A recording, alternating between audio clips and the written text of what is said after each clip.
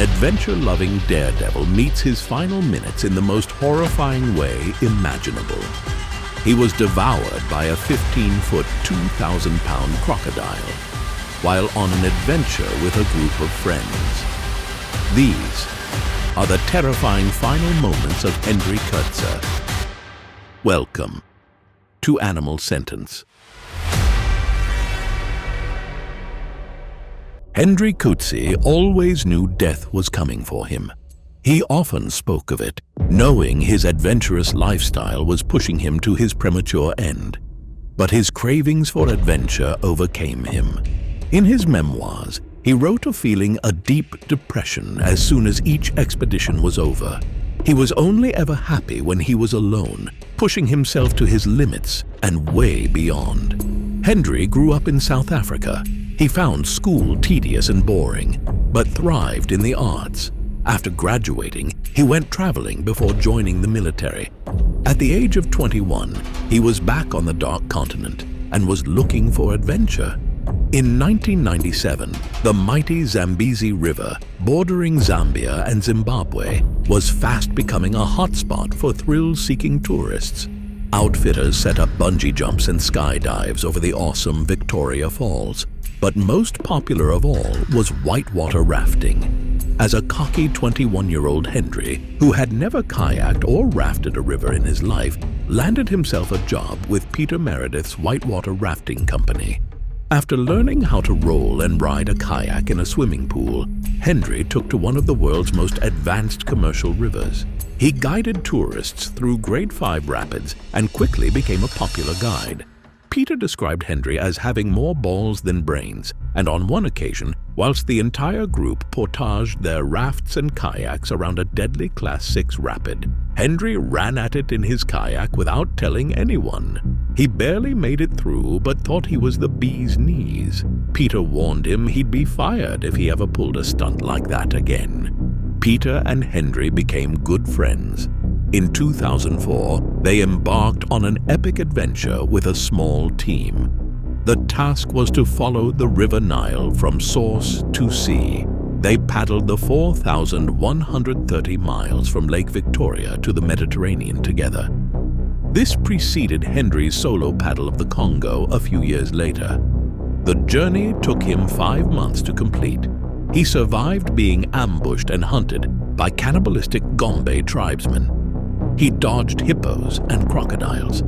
He slept on the banks of the river, protected only by his bivouac and the flames of his fire. After returning home, Hendry decided that it was time to settle down. This adventurous lifestyle couldn't last forever, and he was taking too many risks. He had met a girl and realized that there is perhaps more to life than adrenaline-filled expeditions. But these feelings weren't to last long. In 2010, an email pinged in his inbox. Two professional American kayakers, Ben Stokesbury and Chris Kobelik, wanted to navigate the Upper Congo River. They knew Hendry was the perfect guide for the job. Hendry stood fast on his original decision. No more kayaking or exploration, but he was happy to help them plan their route. He wrote a detailed itinerary for them, adding detail that only an explorer of his caliber would know. As he mapped out their journey, Hendry felt that familiar restlessness return. The call of the wild echoed once more in his ears. After months of helping them plan their trip, Hendry finally relented and succumbed to the promise of an epic adventure. The trio set out on the 2-month trip through the Congo's tributaries. They began along the Ruzizi River at the end of October 2010. They planned to be home by Christmas. Hendry's girlfriend was looking forward to seeing him again after what he promised to be his final expedition. It turns out he was right. Whenever the three kayakers paused along the river to rest or make camp, they would speak with locals who lived on the riverbanks. They had an agreement with the International Rescue Committee, who helped refugees and rural communities. In exchange for some logistical help, Hendry had promised feedback from locals. Upon speaking to one community, they were told that as well as needing clean water and education, they also needed help tackling a major crocodile problem. In the past 20 years, 125 people had been taken by this prolific predator. Henry and the other made a mental note of this comment. What they didn't know was the years of battles in the region between neighboring communities had resulted in more than 5.4 million people being killed. Most of these people had been dumped in the rivers. Most of these people had been eaten by crocodiles. As a result, these reptilian beasts had grown to enormous sizes and had a taste for human blood. On December 7th, 2010, the trio had been paddling for some time when they came to a sharp bend in the river.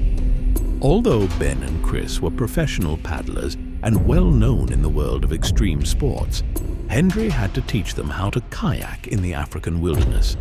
He taught them to regularly tap their kayaks to create noise, stay away from eddies where hippos might attack, and keep clear of sunbathing crocodiles on the riverbanks.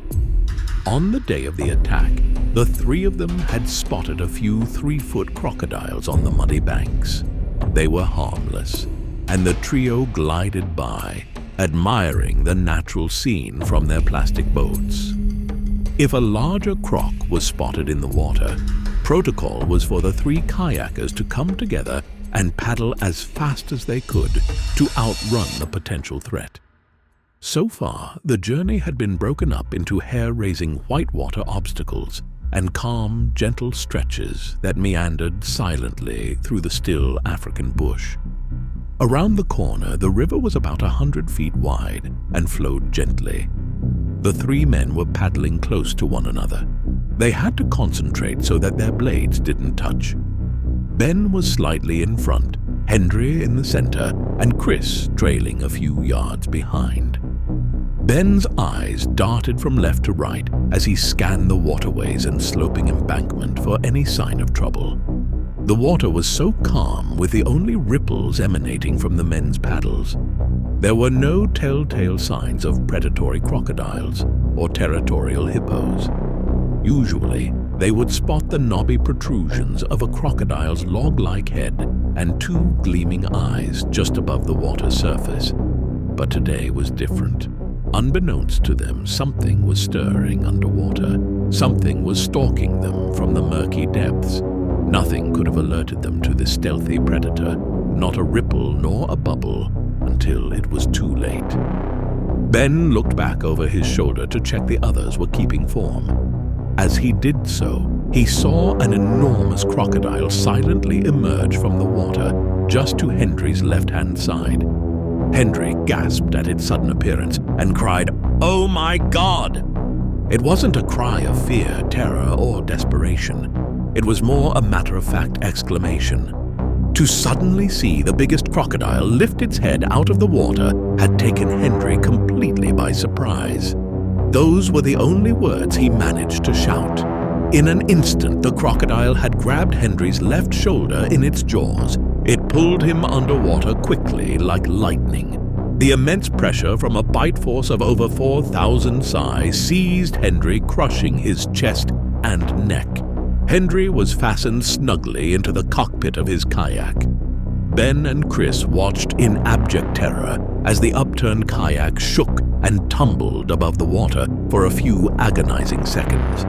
Then the kayak was pulled downwards and out of sight. Moments later, the red plastic boat bobbed back up to the surface and righted itself. The cockpit was empty. Henry was nowhere to be seen. Henry was likely to have been taken to the bottom of the river where the crocodile began its feast, knocking the air from his lungs, disorientating him with sharp twists and rolls in an attempt to drown its prey.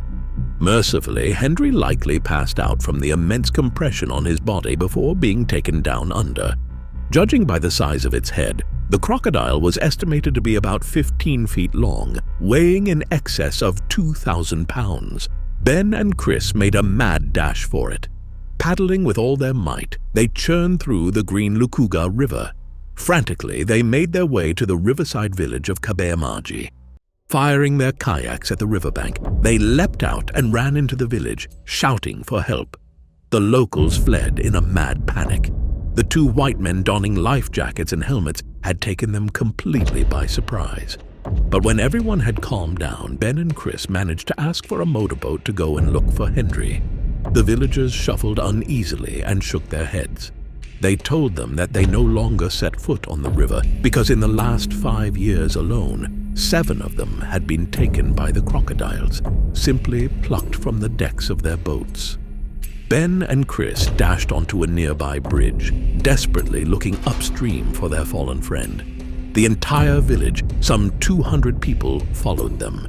Then they saw something. From around the corner, something floated into view, a black paddle, and then Henry's red kayak bobbed up and down on the river, floating closer and closer, and then passing under the bridge, right beneath Ben and Chris's feet.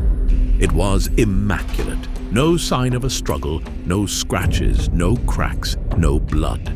Henry was never seen again. Sensing something wasn't right, Henry's girlfriend logged onto Facebook.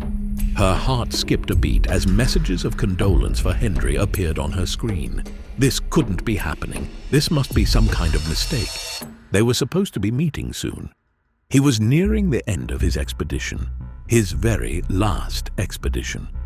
Distraught and devastated, Henry's girlfriend still journeyed to the Ugandan bar on New Year's Eve, where they were planning on meeting. Through the dimmed lighting and steady bass beat of the music, she searched the hazy dance floor for Henry, still hoping upon hope that she would see that dazzling, confident smile pop up from the crowds. The clock struck 12, and Henry did not show up for the toast.